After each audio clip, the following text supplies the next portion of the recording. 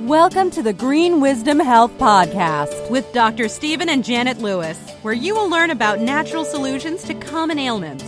And now, here are your hosts, Dr. Stephen and Janet Lewis.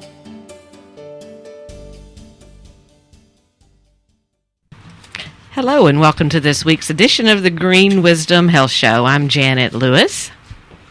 Dr. Lewis is over there somewhere, I guess. Are you there? I'm Dr. Lewis. Sorry, I went down a rabbit trail early.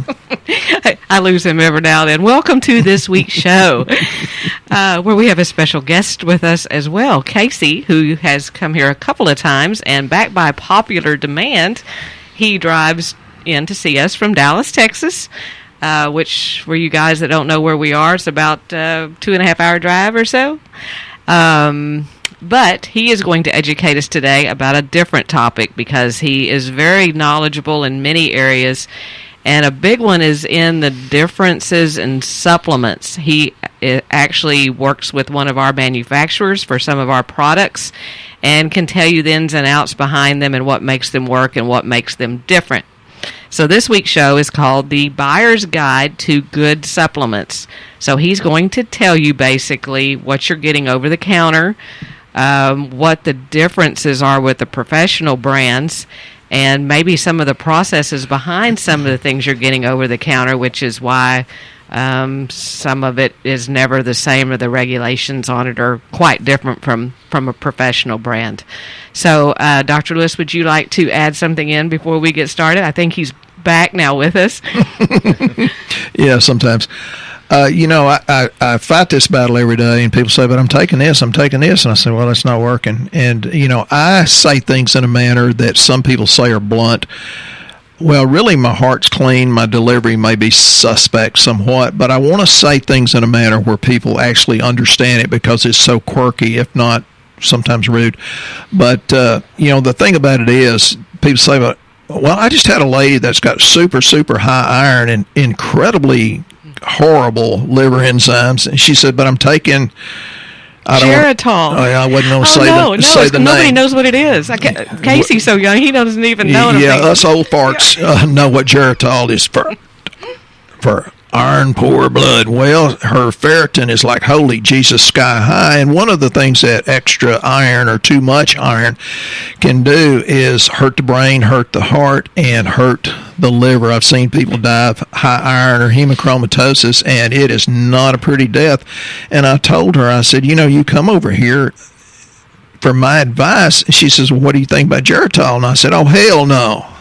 Well, she said she had a neighbor that lived to be 90-something taking Geritol. She would have lived to be 100-something if she hadn't. So, yeah, that's only good if you have iron poor blood, as they said back when I was a child a million years ago. There's a lot of things I have to say, and I'm just going to, hit the highlights and let Casey. He speaks much more eloquently than me, but he always lets me save face. He said, he compliments me. But, one of the things, I want to talk about is why you should take supplements. And I've got this note. It says, genetically modified foods have been shown to cause food allergies. Well, how many doesn't have a food allergy? And that's from Journal of Environmental Health News. And I do look a lot of this stuff up and read it. And the genetically modified food challenges our intestinal flora. And if you want to know about the importance of that, read the Microbiome Diet, or, there's a lot of others. 10% Human is an incredible book, and it's full of good research, not internet opinion. And we had a conversation the other day with Casey about zinc. And on Facebook, not long ago, somebody said zinc for immune system, and one guy says, oh, good God, do your research because zinc will displace copper. Well, in one form, that's absolutely right, but this guy that was being a smart aleck on Facebook didn't understand the zinc and the way Casey, I hope, is going to explain it. And here's one other thing I want to address. People say, well, I lost my taste and my sense of smell, so I must have COVID. And my answer to that is BS, which stands for bacon sandwich or belief systems, bologna sandwich, something like that. We've been losing our sense of smell and taste for years, and I've said this before on different podcasts. Too much sugar equals fewer vegetables equals less zinc equals poor taste, and the poor taste leads to more sugar, and it's a vicious cycle. That comes from a really good research article out of Journal of Nutrition. So, oh, how funny. That's funny you say that, because I'm thinking about someone I know and dearly love, and I never mention any names, but this person started zinc. She lost her sense of taste and smell. And she said, but I've been taking your zinc, and it hasn't come back, and I've been on it now for 4 days. And I'm thinking, well, it'd been great if she'd been on it longer, but 4 days was great. But she had a cinnamon roll for breakfast good Lord. One morning, and I'm thinking, oh, well, that might be the reason why the zinc's not going in there as fast. That's kind of cool. There's your genetically modified stuff. And cinnamon roll, oh, good God, extra sugar. One of the things, before I get out of the way and let Casey take over, something I read in a book, and I read a lot of books, but the manufacturers, they'll specify the ingredient listed on the label, but they don't specify the therapeutic characteristics of that ingredient. And this goes on to talk about, for instance, chondroitin sulfate. And people normally take for their arthritis, but that's also good because the sulfur in the chondroitin sulfate, if it works good, also works on this sulfation pathway of the liver, which we talk about methylation, but sulfation is really, really incredibly important. But just because, many times the chondroitin doesn't work because the molecule's too big and it doesn't have the bioavailability, and the FDA doesn't regulate the bioavailability of dietary supplement ingredients, and so just because it says it on the label doesn't mean anything. For those of you that have an ex-spouse, they told you a lot of things that wasn't, it was on the label, but it wasn't. Never mind, I'm going to get way off. But all people are not what they say they are, and neither are supplements. And Janet's shaking her head like, but you're going to remember it because I say it in such a quirky way. So, Casey, I'm going to let you talk for a while. I've got all kinds of things about, why you should take vitamins, whether it's in diabetes or, all kinds of other forms. And there's plenty of research to go there. But I want you to take it and tell us what you think. Well, I think there's a lot to unpack with what you just said, and I think before we kind of dive in, what the actual FDA's role in our industry, because we are a regulated industry, despite a lot of claims that we are an unregulated industry. But going back to, you mentioned zinc deficiencies, I think that can be broadened in general just to mineral deficiencies, micronutrient deficiencies altogether. We are generally, when you look at the standard American diet or the SAD diet, we are overfed and undernourished. You're right. The highly processed way in which our food supply is now produced and distributed, it lacks these simple vitamins and minerals that are essential for life. And so I think that right there, just to plug a lot of different, whether it's magnesium or it's on lesser extent calcium, zinc, looking at all these different minerals and the prevalence of deficiencies in the population, a good quality multivitamin is a great way to just plug all of these potential nutrient gaps that exist in our diet if you are adhering to, and it doesn't even apply to the standard American diet. It's in an effort to, you might be eating organic, you might be shopping at the local, Whole Foods type marketplace. Our soil is so overworked in this country and just void of all of the minerals that used to be there. And the glyphosate helps create that, and feeding it NPK, which actually increases the protein production in a plant. And people say, oh, it's more protein. No, that protein's called gluten, and now there's 4 to 40 times more gluten. And I want to dive off on a quick rabbit trail. I was talking to a really nice lady named Dawn, and she says, well, I read on this one website how quercetin, one of the side effects can be hair loss, and she was losing hair. It's like I read, and I couldn't find anything that talks about quercetin and hair loss, except the place she was reading it was not very good. 2 things about quercetin: reduces insulin resistance, so metabolic syndrome and diabetes is a huge thing. That's from Journal of Biochemistry and Pharmacology. And one other thing about quercetin, or quercetin, however you want to pronounce it, Quercetin from Journal of Alternative Medicine Review has been known to be really, really good for asthma and allergies because it is a flavonoid or bioflavonoid. It's super high in onions and garlic, and we know that is really good for immune system. So just because you read it in one place, this particular website is very, very anti-supplement, and they're very pro-pharmaceutical drugs. And we take 4 times more drugs than any nation on the history of the earth, but we're dead last in overall health. So what's the deal? Lack of nutrients. Okay, back to you, Casey. So yeah, I get more to back on the highway. Yeah. He's taking side roads. I'm here to kind of keep us back on the highway, as I just mentioned. But yeah, I mean, in general, I think the saying being overfed and undernourished is very applicable in this country, and the need for quality supplementation, like I was mentioning, in the form of a multivitamin, is a great foundational place to start for a lot of folks, just to plug those nutrient gaps that inevitably exist in our diet, regardless of the diet, regardless of your efforts to, whether you're eating a clean, healthy diet, there is inevitably nutrient deficiencies that will come from that. Well, I'm going to be the devil's advocate here now. Yeah. I'm going to tell you, as people have asked me, I'm going to ask those questions of you. Mm-hmm. So, your vitamins are in capsules. Why do you not make them in gummies that taste great, where kids can take them, like you get over the counter? Because many children, that's the only way they can get them down. They only like the gummies. You don't want the high fructose corn syrup that's full of mercury in your gummies?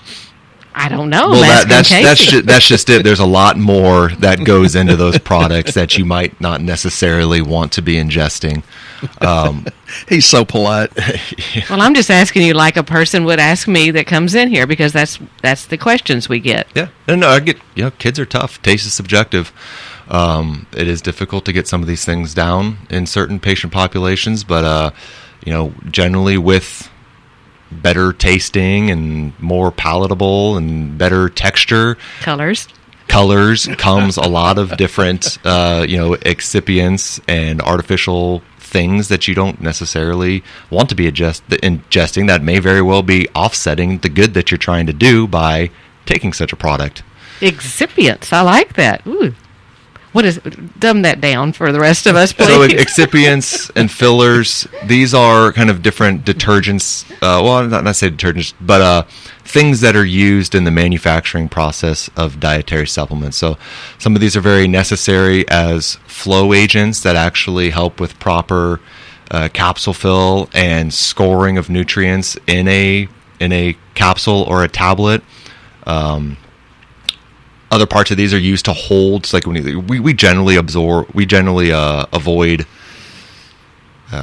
tablets in general, because like gummies, tablets just require extra things to kind of get everything to stick together. But I mean, they're a necessary part of the manufacturing process of dietary supplements and pharmaceuticals. But you can avoid some of these things by using using a capsule instead of a tablet, for instance. Is that right? I didn't know that, because there are some companies that just like tablets, and then your particular company, I know, are mostly capsules. I never realized, or I guess I never thought about why they don't make them in tablets. I always thought it costs less to make a tablet. But maybe that's not true. It's actually taking more fillers to put it together? I'm not exactly sure. I mean, fillers are relatively cheap. You can buy them in bulk for literally pennies. Maybe in the manufacturing process, tablets are faster. They're probably actually cheaper because you're not having to source and purchase capsules. Interesting. But unless there's a specific indication, like you're trying to delay the release of something, maybe it's a proteolytic enzyme, we don't see a need for tablets. And so are the capsules themselves what they're making them out of? I mean, do they come from different places too, or are they all basically the same? No, there's different. There's actually a lot of technology that goes into some of these capsules. Whether you're looking at like a delayed release or a gastric acid resistant capsule, most are made from plant fibers. There's some that are made from gelatin. So there's a lot of different sources that you could potentially source for your capsules. Because that's the other thing people will say is like, well, you swallow all these pills and it's this expensive urine and they just ball up, never come through. Well, I would say that's an argument against tablets. And Dr. Lewis, you can probably speak to this, but I'm not meaning to bash on any company that's using tablets because there might be applications, but I've actually talked to doctors, to chiropractors looking at x-rays of the abdomen of patients, and they can actually see tablets stuck in different areas. I remember Dr. Lewis doing that when he used to do x-rays. People thought they had cancer. They looked like little tiny eggs stuck in there. Well, I would put it in a way where they would always remember it. I said, look at that. What is that? Is that a tumor? I didn't say it's a tumor. They said, oh, my God, I'm so scared. I said, that's your calcium you're taking. That's in your colon, about to be excreted. Still whole. Yeah, still whole. And I think the vitamins creates expensive urine really was debunked pretty effectively about 75 years ago. And I was on a podcast with about 250,000 listeners, and the guy said something about expensive urine. I said, well, I just had a $42 ribeye. Does that make expensive excrement? And it blew his mind. He couldn't speak after that. It's like your body, the wisdom of God, yes, I'll say that, knows what it needs. It'll take what it can, and as you heal your gut, which Casey is really good at knowing about leaky gut, as you heal your gut, you get better absorption. So no, you throw it in and you let the wisdom of God take it and run with it. Y'all are overthinking this. Internet's made a nation full of educated idiots. So just your faith will carry you further than your knowledge. So you get your discerning spirit to trust Janet, trust Casey, trust me, or whoever you trust, and go with it. This is so fun. I'm enjoying being the patient. More questions? Yes, absolutely. Okay. So Dr. Lewis hit on a point. He said that the tablets were coming through whole in someone's colon. So, and I've heard that before. It's like, well, we're taking these over-the-counter products, and we feel like we're doing the right thing because we're taking our calcium and all this stuff. But if they're coming through whole, does that mean there's a difference in how things are put together versus a professional vitamin or supplement, or like what your manufacturer does? I know Dr. Lewis describes it in an automotive type way. Right. I'm horrible at mechanics. A right-handed nut. I think you're on to something. I do that for men. and absolutely. I mean, with tablets come more binders, come more excipients, come more extra things that just are more difficult to digest, especially when you look at a population. Take elderly patients, for example. Hey. You've gone from preaching to getting personal now. But you know the difference. So, regardless of age, maybe they have low stomach acid production. A lot of these things are completely that initial gastric phase of digestion is where we start to break these things down. And if your body can't produce adequate stomach acid, you're probably not going to be able to break down a tablet and access the micronutrients that are packed within that tablet, and your body's just going to pass it whole. And that's why we sell so much SBI and SBI Spore, because that helps with the leaky gut from the improperly digested or partially digested things. So start with good digestive enzymes. See, people don't really realize that. They don't see. They think you're just adding. Well, they come out with their list and they go, okay, I know Dr. Lewis put me on like 6 things. Now tell me which one's most important. Which gallon of gas do you put in so you can go from Texas to Montana? But you fill the tank. That digestive enzymes have to be in there to help you assimilate the other things that you're taking, right? Which is what Casey's saying. You've got to have the good stomach acid. So in essence, if you're going to a store just to feel better and you're buying a multivitamin or something like that, if you're not breaking it down, that's all you're doing is making yourself feel better then, right? I mean, you're really not getting any kind of medicinal. It's with the best intentions that you make the decision to take something like that, but unfortunately, and that's ultimately kind of where this conversation is going. It's important to note that I work for a manufacturer who provides products exclusively for licensed healthcare practitioners. So it requires a medical license of some type to be able to even work with us. You give me chill bumps when you say that. The only way that we sell a product, and obviously, we're in business. Selling is important. The only way that we sell a product is through the recommendation of a licensed healthcare provider.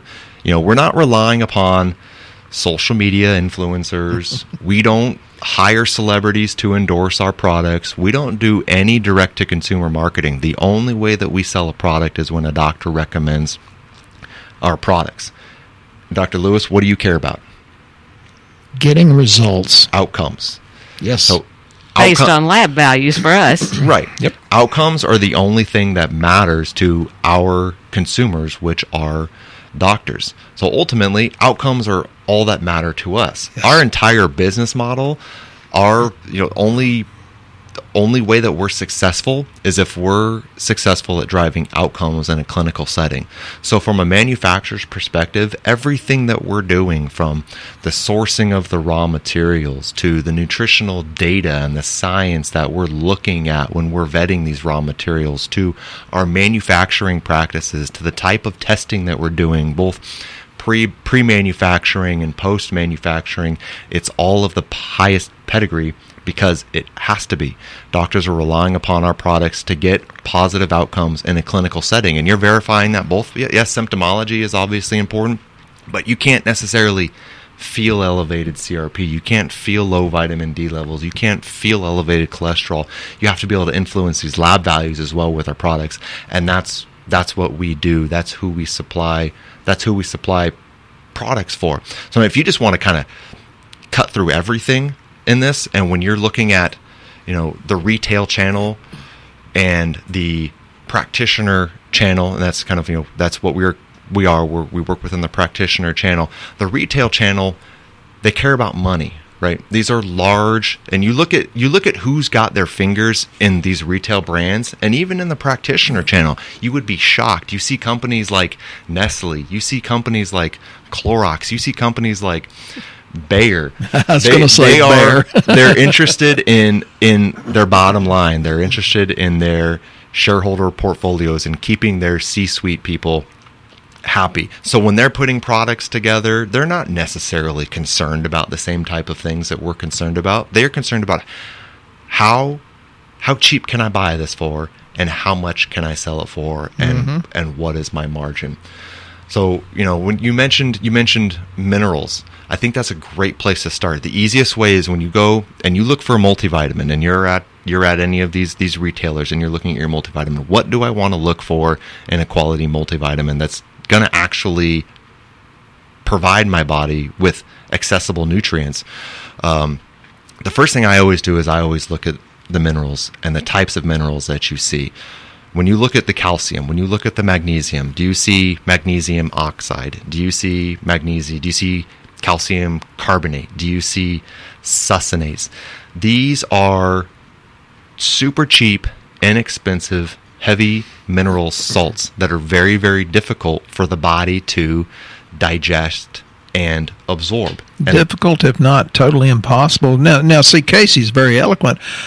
People would take calcium carbonate, and I said, well, you might as well go get a piece of limestone rock for West Texas and lick it for all you're absorbing. Look at Tums. What is Tums? Yeah, calcium carbonate, and that's a really interesting point too. So I'm taking calcium carbonate to suppress stomach acid when I have indigestion. Right. I need stomach acid to digest and break down my multivitamin. Well, if there's calcium carbonate in there, what's happening? Yeah, you're messing with the pH. You're making it more alkaline, and it shouldn't be. It should be acidic. Right. And so it goes back to for an average person that's trying to buy something over the counter and they don't know these things, they better find someone they trust to lead them. Right. Work with one of your local healthcare providers. Work with Dr. Lewis. If you need Tums, either you need digestive essentials, or you need to teach your wife how to cook.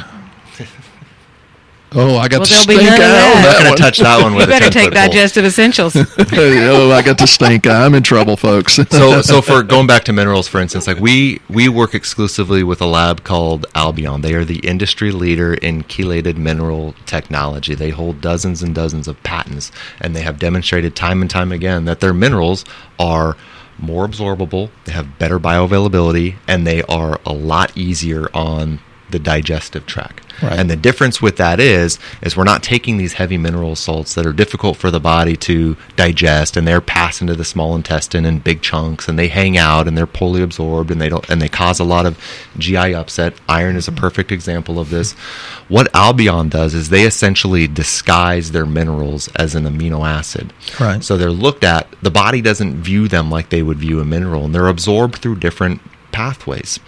But in doing that, you kind of trick the body in taking in all of these minerals as well. So you're actually able to digest and absorb and utilize the minerals that you're swallowing. Is it a couple pennies more?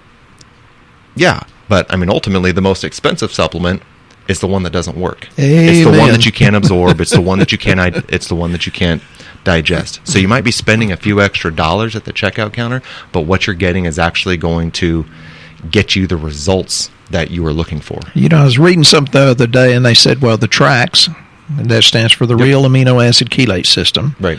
that it was up to 20 times more absorbable. Is that true Yeah. in your knowledge? Yep, depending on the mineral that you're comparing it with. So yeah, compared to like a calcium carbonate, absolutely. So if you spend 30% more, you may be getting 200% more absorption. Absolutely. And Okay. I'm going to be the patient over here again that's kind of try to help break this down a little bit. When you're saying this Albion company, this is not your company, right? This is not our company, but this is one of the vendors of raw materials that we work with, and so that's really important too. You know, we vet all of our raw material vendors, and many times we're seeking out, where most companies, especially in the retail, they're working with raw material brokers that are sourcing a large majority of their raw materials from the same place, and that's largely coming out of China, especially when you consider minerals. We are seeking out the absolute best individual partner for that raw material that's got a raw material that we can absorb, that is bioavailable, and that's been validated both efficacious and safe in human clinical studies. Again, Okay. it goes back to outcomes. Okay, that helps because I want people to understand that where you're getting these things from are not the same places as where a lot of these cheaply made No, ones absolutely are. not. No. And if while you're on that same topic, fish oil, that's a huge one that seems to be something that people take. I can't tell you the times that we've put them on fish oil based on their lab values, needing it on cholesterol. Mm-hmm. Because I have low, good cholesterol, and they're like, I'm taking fish oil. That's what they tell Dr. Lewis. I'm taking a great fish oil. Obviously, it's not working, or we wouldn't have caught it on the lab. What makes it different when you're looking for a fish oil? Where you talk about getting it somewhere. Is it getting it somewhere different, or is it ratios of what you put in it, or what makes it different? How much time do we have? Because this is a big You have about- conversation. I'll let you go for 30 to 35 minutes. We usually do 30. This is a big conversation. So fish oil is one of the most disgusting industries within our industry, and there's a lot of concerns around rancidity. People say they belch it.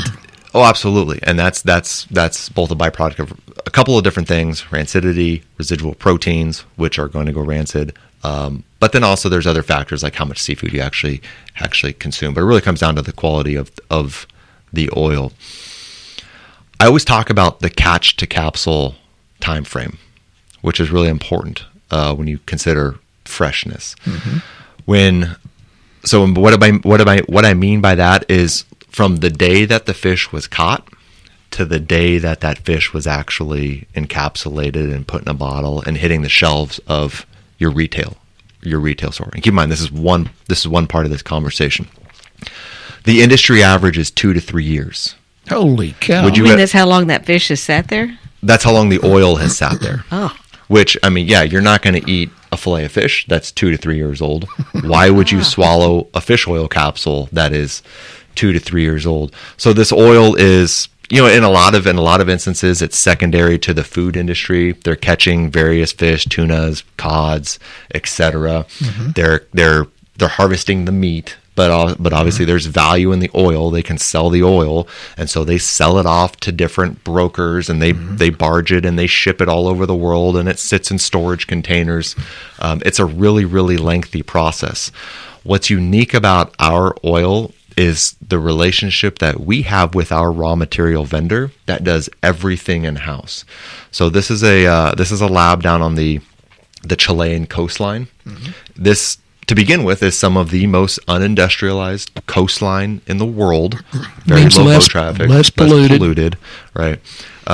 Cold, deep waters. We're sourcing only small fishes, sardine and anchovies. These are some of the more sustainable sources. But then also when you actually look at fatty acid content, and then very low initial toxic burden to begin with. And that means less bioaccumulation of toxins also. Right. You're not, your large pelagic fishes like your tuna that are swimming around and collecting heavy metals, mercury specifically.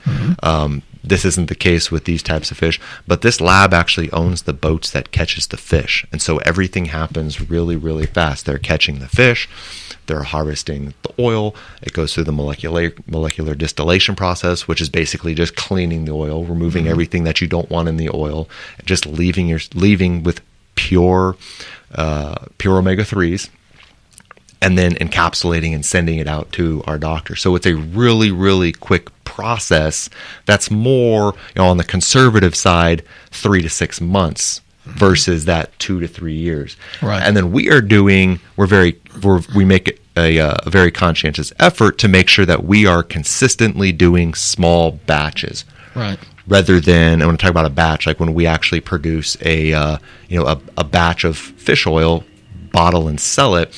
It's all happening. We're continually running small batches rather than doing one giant batch that we then sell from for 18 months, 24 months. So what you're getting is really high quality. It's the highest quality oil on the market. It's extremely fresh, and you can taste it. You can taste how fresh it is. Something I always challenge my doctors to is the bite challenge. Take your Costco fish oil, take whatever, I don't mean to bash anybody in particular, but take any oil that you might be taking right now and bite into it and see how gross that oil tastes. And then do it with ours. Let me chime in on that. Let's dumb it down for a minute. I have tried your fish oil, which we sell, and gotten some from the big box store and put it on a hook. The catfish in my pond would bite yours 4 or 5 times more readily than they do the rancid stuff. Now, if a catfish is smart enough to know the difference. Okay, enough said. Well, wow. I didn't even know this. I'm going to incorporate that into my pitch. Oh, it's true. If you'll come out to the lake we live on now, we have catfish that average about 3. Well, the skinny ones are 2. We have 3 and 4 pounders and occasional 5 pounder, and they come up by the dozens. We can sit out there on my dock with adult beverage and prove it. Sounds great. That's the kind of study I'll invest in. Bring your kids. Yeah. So I did not know that. I knew what I did know is the company that we use is reputable, so I trust what they do because on lab it makes a difference. And I can tell you with their fish oil, it does move the good cholesterol, so it works. So something's different about that versus the over-the-counter. I did not know the boating story and all that. That was really cool. Every time he comes here, it's like we learn so much and more. There's of course other factors too. I mean, when you look at like what you're actually going after when you're purchasing a fish oil, it's the EPA and DHA content. A lot of companies will market their fish oil like, hey, 1,000 milligrams of omega-3s, and then you turn the bottle over and look at the supplement facts box, and you see it has 150, maybe 200 milligrams of EPA and DHA. So you want to make sure that the product that you're getting is providing a therapeutic amount of those types of omega-3s. Very good. That is very good. This went really fast. I think we may have to have a part 2 of our supplement facts books. We've got a lot to talk about. Yeah. We've had a lot of feedback about Casey, and it's all been positive. We really appreciate hearing from you, and we've heard several people that liked it when I brought Pastor Rusty on to say the same thing I say, but he says it in a much nicer manner. So we like having these guests, and we hope that it's informed you and encouraged you, because a person's full of words and not deeds is not productive at all. Well, and what I would appreciate from our audience, we'll plan on having him back here, and you guys write us questions about things that you've thought of that maybe we don't think of anymore because we're on the other side of this, that you would like him to answer about some of the nutritional things you're purchasing, what makes it different, why. We just know that the company itself is highly reputable and on lab, which is what we look for because we test these things. If they don't work, we don't sell them. And for everything they've given us, it's been over the top. So, Casey, thank you for coming on again. Yeah, of course. We'd love to come back for part 2. Good. Okay, we'll plan on that. That's excellent. I love being the devil's advocate. It's so much fun. Dr. Lewis, you want to leave us with any closing words? Yeah, when she plays the devil's advocate to Casey, it kind of cuts me some slack. We're living in a time where it's very tumultuous, and most of that is just because the media makes it that way. I would tell people to kind of detox from the media somewhat, and you have to remember that it's all going to be fine. We have the ability to be healthy and joy-filled, and one of my favorite sayings, you've heard it before, is nothing real can be threatened, nothing unreal exists. Therein lies the peace of God. And if you're looking for health and you don't know what we're talking about, go to our website at greenwisdomhealth.com. Explains it all right there. We do low-cost lab work, so we take the guesswork out of what you need for your nutrition because you deserve to have a life worth living even during these difficult times or especially during these difficult times. We hope you have a blessed week. We'll be here next time on the Green Wisdom Health Show. Once again, our show has come to an end, but your hope in your health is only beginning. If you or a loved one are in need of a different outcome and are waiting for a brighter future, take the first step and go to our website and fill out the health survey. Please don't keep us a secret. If you know someone that could benefit from this podcast, please share this show with your friends and family. You are only one step away from a life worth living.